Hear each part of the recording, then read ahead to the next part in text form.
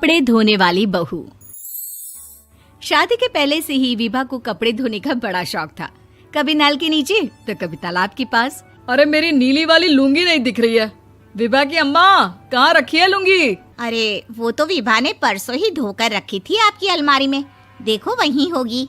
वो ना मैंने आज धो दी, मुझे लगा कि गंदी हो गई होगी।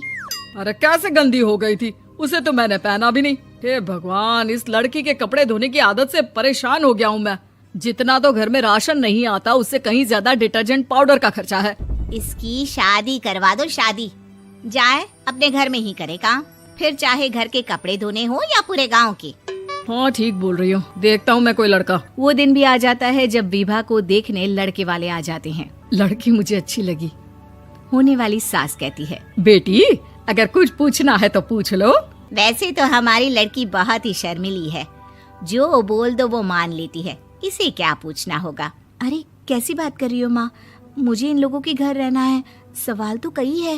हाँ हाँ बेटा पूछ लो ना, क्या पूछना है। आप लोगों के घर कपड़े कौन धोता है? सास का मुंह बन जाता है। देखो अगर तुम ये कहना चाहती हो कि तुम्हें कपड़े धोने नहीं आते तो सुन लो, कपड़े मैं ही धोती हूँ, लेकिन तुम्हारे आ जाने के बाद मैं रुमाल तक नहीं धोऊंगी। अरे चुप रहना भाग्यवान, बहू बेचारी घर आई नहीं, उसे डराना शुरू कर दिया।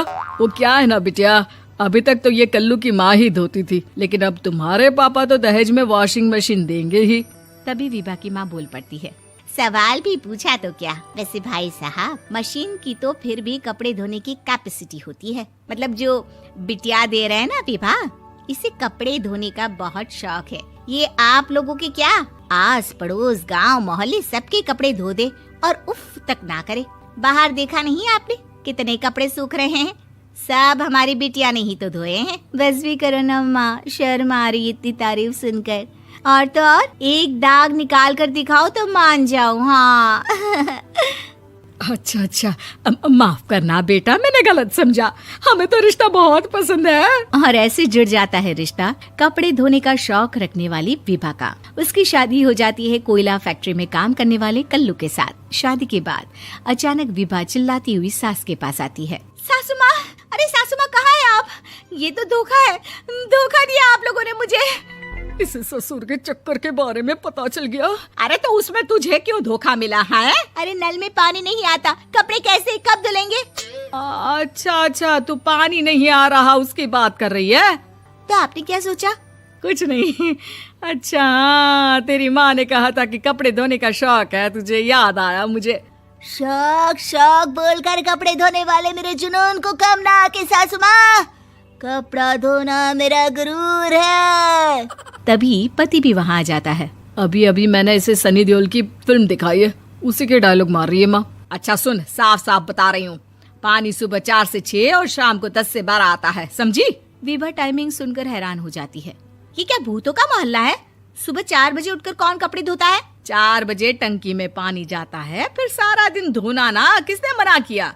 अरे कैसी बात कर रही हैं? 200 लीटर की टंकी में कितने कपड़े धो लूंगी मैं, सुबह ही उठ जाऊंगी मैं। अब क्या था, विभा सुबह 4 से लेकर रात के 12 बजे तक कपड़े ही धोती रहती।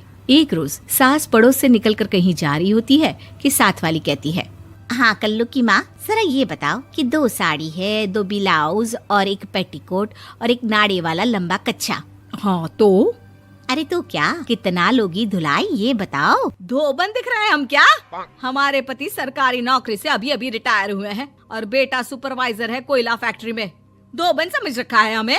हाय रे कल्लू की अम्मा, माफ कर दो, वो तो मोहल्ले में यही सब बता रहे थे कि तुमने बहू को कपड़ा धुलवाने के काम में लगा दिया है। सास को पड़ोसन की बात सुनकर गुस्सा आ जाता है। वो घर पहुंचती है जहां घर के बाहर ही इतने सारे कपड़े सूख रहे होते हैं जितने कि किसी धोबन के घर पर। अरे ओ कल्लू की दुल्हन, बाहर निकल।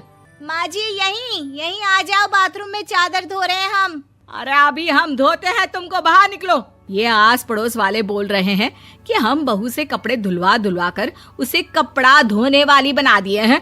अरे छोड़ो ना माँ जी, किन लोगों की बातों में आती हो? आस पास के लोगों का तो काम ही होता है कि वो किसी तरह सास बहू को लड़ा दे। बहू सारे घर के कपड़े धोती है, ये क्या कम है? बोलिए। सास को भी लग जाता है कि वो बहू का ये सनकीपन नहीं छुड़वा सकती, इससे अच्छा है कि खुद ही चुप हो जाए। एक रोज सास और बहू मंदिर जाते हैं, जहाँ सास की साड़ी वहाँ खड़ी भीख मांगने वाली से मिलती है। माँ जी क्या बात है, आपकी साड़ी उस भिखारन से कितनी मिल रही है ना? हाँ हाँ देखो तो, दोनों की साड़ी मिल रही है। क्या बात है कल्लू की अम्मा, तुम खुद को तो अफसर की बीवी बताती हो और ऐसी सिंपल सी प्लेन साड़ी पहनकर घूमती हो। सिंपल और प्लेन नहीं है ये साड़ी। तो क्या सोने के धागे से फूल बने हैं? कुछ भी सासू माँ, कुछ भी। हाँ बने थे इस साड़ी में सोने के धागे से फूल। मेरे पति लेकर आए थे मद्रास से स्पेशली मेरे लिए 10,000 की। ताहे भाई साहब इस भिखारन के लिए भी सेम टू सेम साड़ी लेकर आए होंगे 10,000 की। सास उस वक्त तो कुछ नहीं कहती, लेकिन बहू के साथ घर आती है और अलमारी से एल्बम निकाल कर लाती है। ये साड़ी देख रही है, ये वही साड़ी है जिसे मैंने अभी पहना था।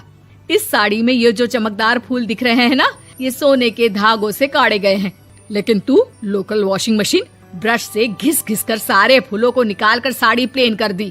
मुझे माफ कर दीजिए सासू माँ। और तो और, जब मैंने तुझे तेरी गलती के लिए कुछ नहीं कहा, लेकिन तूने तो सबके सामने मेरा मजाक ही बना दिया। क्यों? बहू को समझ में आ जाता है कि अब से उसका कपड़े धोना बंद।